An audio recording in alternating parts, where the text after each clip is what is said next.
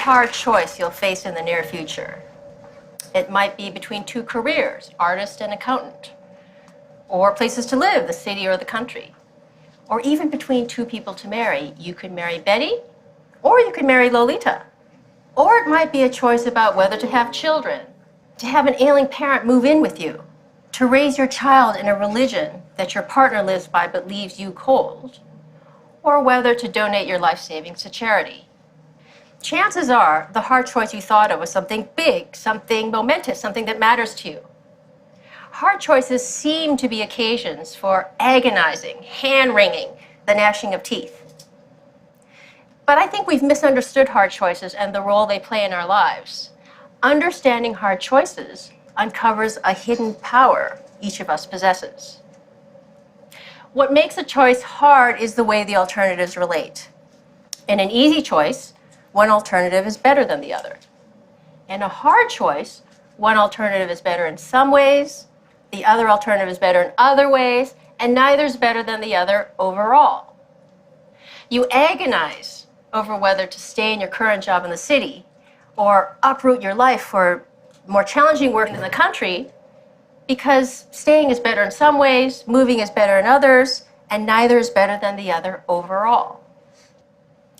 We shouldn't think that all hard choices are big. Let's say you're deciding what to have for breakfast. You could have high-fiber bran cereal or a chocolate donut.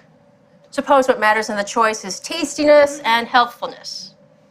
The cereal is better for you, the donut tastes way better, but neither is better than the other overall, a hard choice.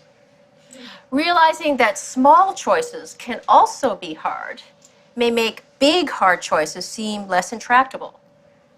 After all, we managed to figure out what to have for breakfast, so maybe we can figure out whether to stay in the city or uproot for the new job in the country. We also shouldn't think that hard choices are hard because we are stupid. When I graduated from college, I couldn't decide between two careers, philosophy and law.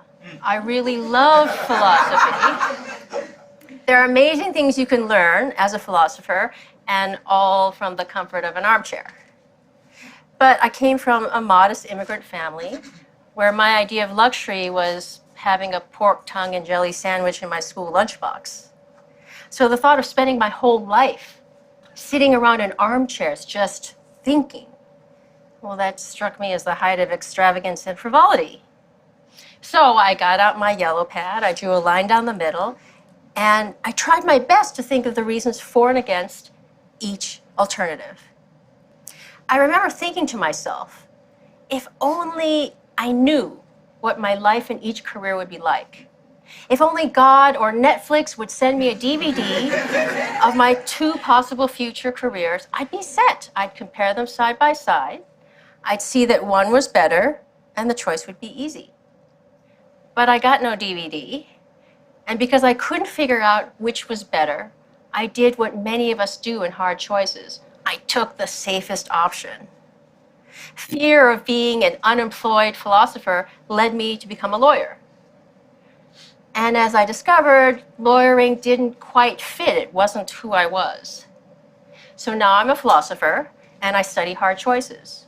And I can tell you that fear of the unknown, while a common motivational default in dealing with hard choices, rests on a misconception of them. It's a mistake to think that in hard choices, one alternative really is better than the other, but we're too stupid to know which. And since we don't know which, we might as well take the least risky option. Even taking two alternatives side by side with full information, a choice can still be hard. Hard choices are hard, not because of us or our ignorance. They're hard because there is no best option. Now, if there's no best option, if the scales don't tip in favor of one alternative over another, then surely the alternatives must be equally good. So maybe the right thing to say in hard choices is that they're between equally good options. But that can't be right. If alternatives are equally good, you should just flip a coin between them. And it seems a mistake to think, here's how you should decide between careers, places to live, people to marry, flip a coin. There's another reason for thinking that hard choices aren't choices between equally good options. Suppose you have a choice between two jobs. You could be an investment banker or a graphic artist. There are a variety of things that matter in such a choice, like the excitement of the work, achieving financial security, having time to raise a family, and so on. Maybe the artist career puts you on the cutting edge of new forms of pictorial expression. Maybe the banking career puts you on the cutting edge of new forms of financial manipulation. Imagine the two jobs however you like, so that neither is better than the other. Now suppose we improve one of them a bit. Suppose the bank wooing you adds $500 a month to your salary. Does the extra money now make the banking job better than the artist one? Not necessarily. A higher salary makes the banking job better than it was before, but it might not be enough to make being a banker better than being an artist.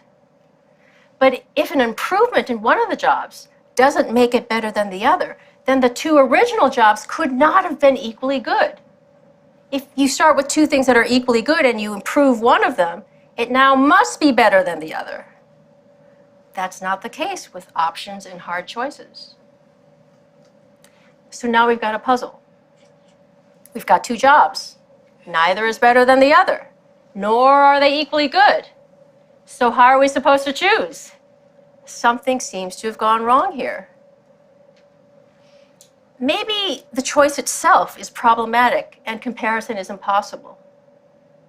But that can't be right. It's not like we're trying to choose between two things that can't be compared.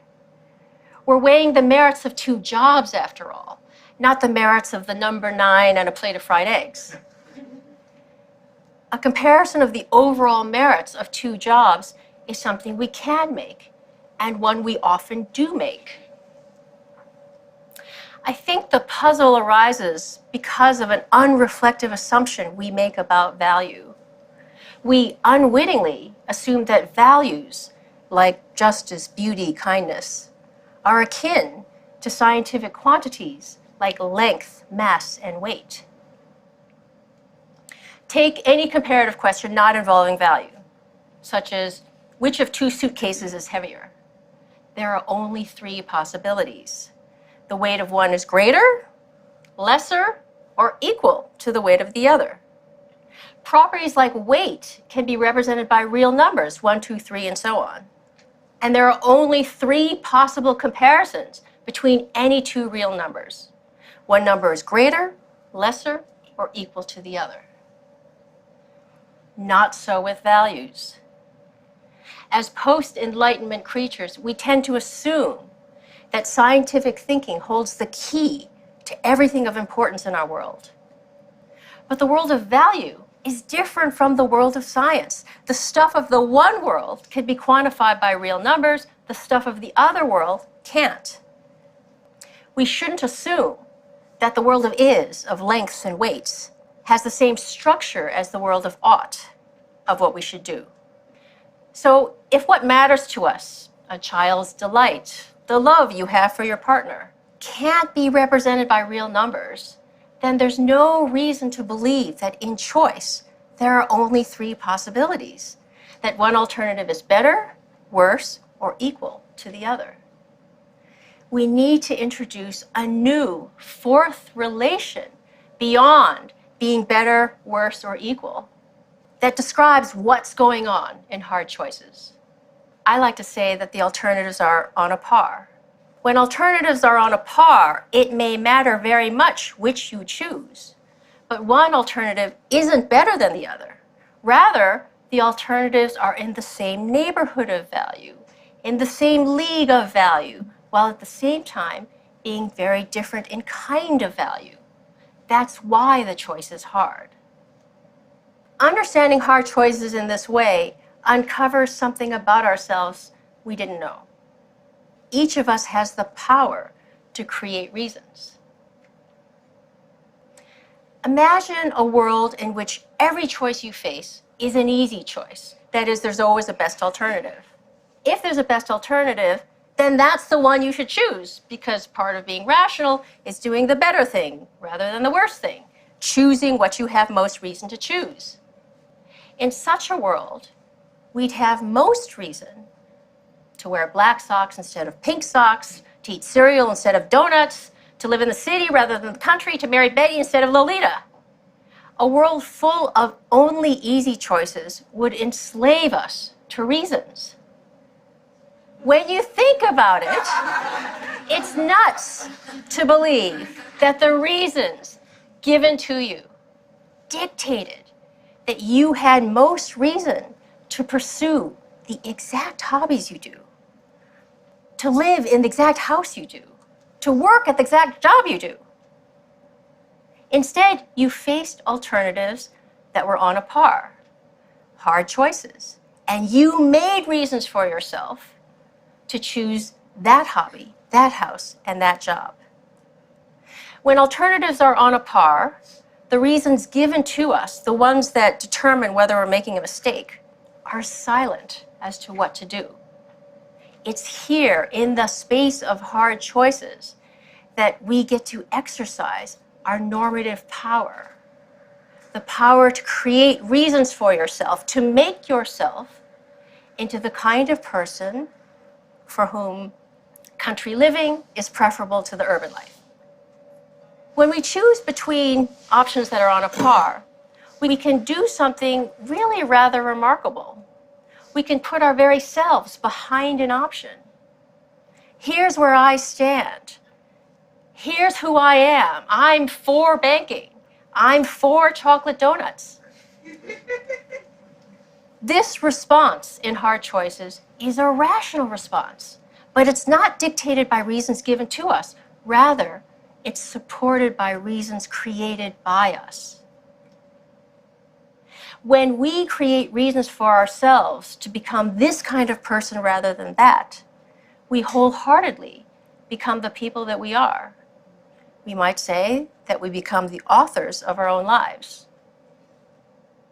So when we face hard choices, we shouldn't beat our head against a wall trying to figure out which alternative is better. There is no best alternative. Instead of looking for reasons out there, we should be looking for reasons in here. Who am I to be? You might decide to be a pink sock wearing, cereal loving, country living banker. And I might decide to be a black sock wearing, urban donut loving artist. What we do in hard choices is very much up to each of us. Now, people who don't exercise their normative powers in hard choices are drifters. We all know people like that. I drifted into being a lawyer. I didn't put my agency behind lawyering. I wasn't for lawyering. Drifters allow the world to write the story of their lives. They let mechanisms of reward and punishment, pats on the head, fear, the easiness of an option, to determine what they do. So the lesson of hard choices: reflect on what you can put your agency behind, on what you can be for, and through hard choices, become that person. Far from being sources of agony and dread, hard choices are precious opportunities for us to celebrate what is special about the human condition, that the reasons that govern our choices as correct or incorrect sometimes run out. And it is here in the space of hard choices that we have the power to create reasons for ourselves to become the distinctive people that we are. And that's why hard choices are not a curse, but a godsend. Thank you.